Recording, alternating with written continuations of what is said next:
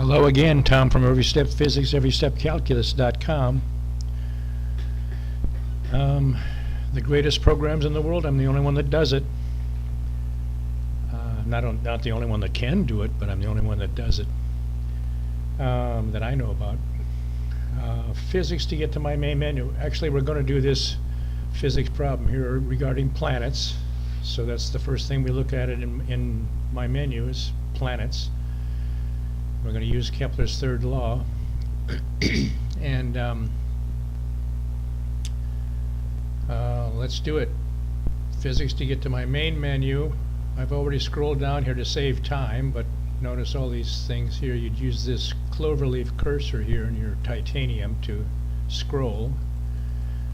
You can hold the button down or press second and the button down here to go screen by screen. There's all kinds of tricks. Planets, enter, and then we're at another screen here where we're going to look for period. We're asked to calculate the period. Okay, so we're going to scroll down here. I'm going to hold it down so it goes quickly. See if we can't find the P section for period. There it is. Press enter. It says busy here. It's loading for the first time here in the simulator. And now we're going to find what's asked for. Well, they're using Kepler's third law, so that's what we're going to choose here, number 2. I'm going to press the number. You can press the number in front of it or scroll to it with the cursor here. Or press number 2.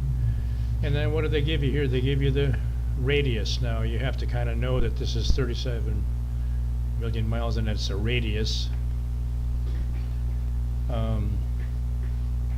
Most of these problems, they give you that. They say the sun is a certain amount or whatever.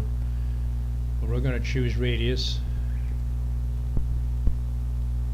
And we're going to enter the radius given here, okay? So I'm going to press alpha first. And we're going to put 375 times E. That's double E right above here, the storage key right on the side here. E to the, because they give you a million. Well, you have to know, and you have to know something in physics. A million is 6 digits to the right. So we're going to have E to the 6 and put that in here. Now they give you kilometers here, so we have to choose number 1, and of course that changes it to meters with this calculation times 1,000. And 1 AU, astronomical unit, is equal to 1.5 e to the 11 meters, okay?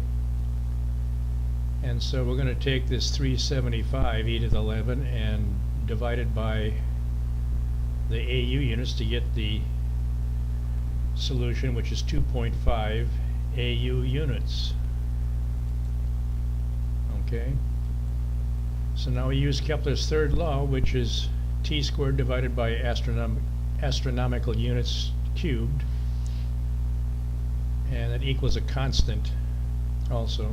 Constant is 1 and Kepler's constant. I have that other in my menus also.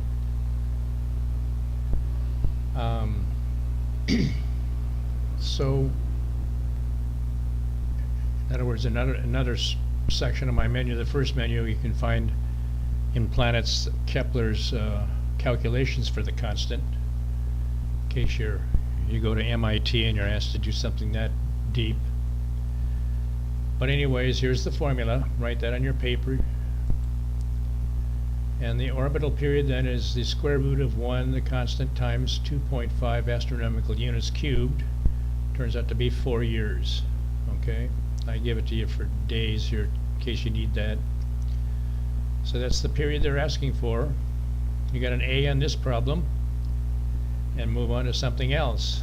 Pretty neat, huh? EveryStepPhysics.com. Go to my site, buy my programs, and pass physics. It's as simple as that. I don't see why you wouldn't want to have this in your